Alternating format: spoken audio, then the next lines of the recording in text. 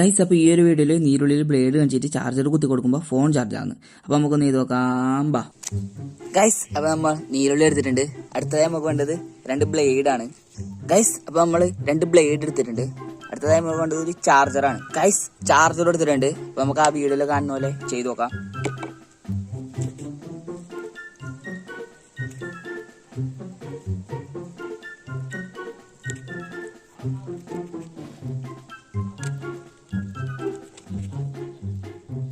A few moments later. Guys, അപ്പോൾ നമ്മൾ ആ വീഡിയോയിൽ കാണുന്ന പോലെ ചെയ്തിട്ടുണ്ട്. അടുത്തതായി നമുക്ക് ഒരു ഫോൺ വേണം.